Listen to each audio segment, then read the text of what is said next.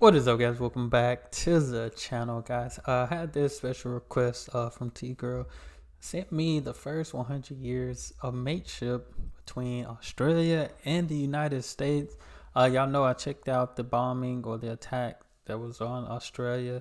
So I believe this has something to do with it, in regards to that. So yeah, always good to know some history, always good to know the background how things happen, why it happened, when it happened, and what's happening. So, about to check this out. Before we do, y'all make sure y'all follow your boy on Instagram and Twitter. I do have a Patreon if you would like to support your boy even further. Do a movie, TV show, album reactions over there. But we here, mateship, first 100 years. The United States of America and the Commonwealth of Australia, a bond that can be traced back to the battlefields of World War I. In 1918, at Hamel on the Western Front, 4 companies of the American Expeditionary Force fought under the command of Australian General John Monash. Hamel was the Americans' first offensive action of the war under the command of a foreign general. And the first time Australians and Americans had fought side by side. To honour the American troops he was leading, Monash set the date of the battle for the 4th of July, 1918. In the battle, Americans and Australians fought together with distinction. 14 of the Americans who fought at Hamel were awarded British military decorations. Hold on, so it might be safe to celebrate the 4th of July in Australia. The Americans and the Australians trained together before the attack, developing such a bond that Americans were heard to say that, if necessary, they would sooner change uniforms to fight with the Australians than let their new buddies down. Together, they achieved victory in just 93 minutes and helped to turn the tide of war against the Germans. 2018 marks the centenary of that battle and of the deep and enduring bond between our two countries.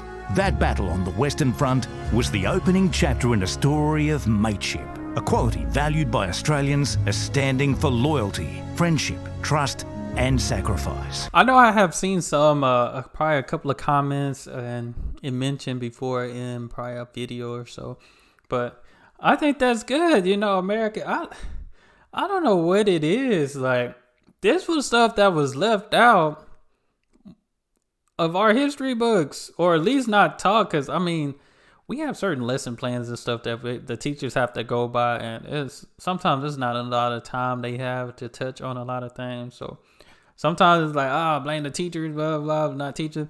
But just remember, working in education, sometimes, like, because of the Board of Education, like, I feel like they just care about the test, but we just miss out on some important things, about other countries, different things like that, because this is something I definitely did not hear about until I started doing these videos. So this is pretty cool. Seeing that bond between the United States and Australia, and the fact that Australia or the United States saying they didn't want to let Australia down. That's good. That's love right there. This partnership, based on mutual respect, cooperation, and shared values, has joined the United States and Australia as allies in every major conflict since that day in Hamel. We fought together again in the Second World War, when almost 1 million American service personnel passed through Australia, campaigning together on land, sea, and air to final victory in the war in the Pacific, fighting side by side for shared beliefs. The bond was strengthened in Korea, in Vietnam, Iraq, and Afghanistan. In every conflict where they met, Australian and American service personnel made lifelong mates. Good. The military alliance endures today. American and Australian armed forces work together in Iraq and Syria to combat the threat of terrorism, and are working, exercising, and training in each other's countries.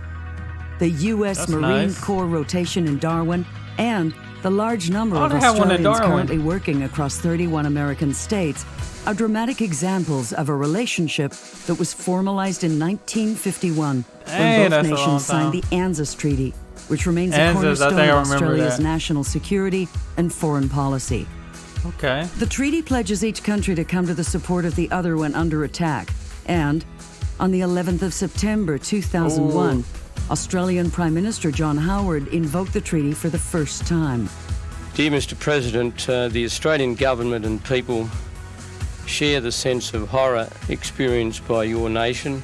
You can, however, be assured of Australia's resolute solidarity with the American people at this most tragic time.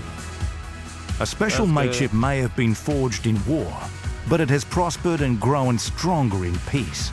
A shared love of freedom, democracy and diversity, a determination to improve, succeed and innovate. These qualities have seen our countries grow together.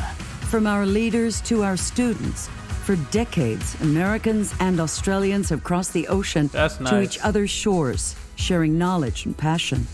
We are scientists and researchers. We work together to reach the moon and out to the stars. We are pioneers, explorers, and innovators. We are artists and creators. We are sporting fans and sporting rivals. We are investors and important trading partners. The US-Australia Free Trade Agreement that came into force over 10 years ago has doubled US exports to Australia. And American investment down under has helped Australia to become one of the largest exporters into Asia.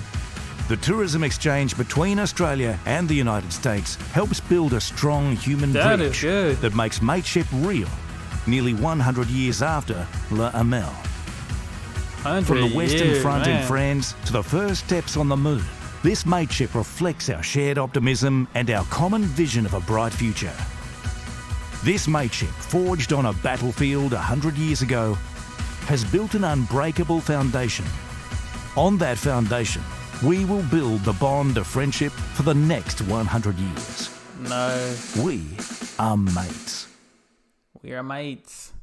No, that's good to know, because I feel like, and it could be because I've done a lot of videos of Europe and stuff like that, some other countries, and there's a certain response I get when it comes to United States. But when I think about it, it's not this much or that much of a negative response from Australia when it comes to America. Of course, there's still a lot going on here, man. I think it was like some major mass shootings again, different things like that. But that's what it's all about right here, is teamwork. Teamwork, making the dream work, being allies, protecting each other, standing up for one another, having each other's back. Team together, everyone achieves more. But yeah, just knowing this and a couple of other videos that I've seen, it makes you feel real connected and close, maybe, or at least me, when I start watching Australia videos, but this is good. I know it's been 100 years, make it another 100, That's the goal, I think, because ain't nothing like just knowing about and learning from each other. Like I said, I wish this was something we learned a little bit deeper into other countries in school and stuff. But, I'm glad I'm taking the time out and choosing to do it myself now. But 100 years, the mateship. Shout out to all my mates out there in Australia. I appreciate you guys. Thank you, T-Girl, for sending me this one. Just a lot of history and just knowing the United States, hey, we got your back. And Australians say, hey, we got your back. That's always good to hear. But that's all I have for this video. Y'all make sure y'all hit that subscribe button. Follow your boy on Instagram, Twitter. I have a Patreon, as I mentioned before. But appreciate you guys. Y'all be blessed, be the best, and be you. I'm out.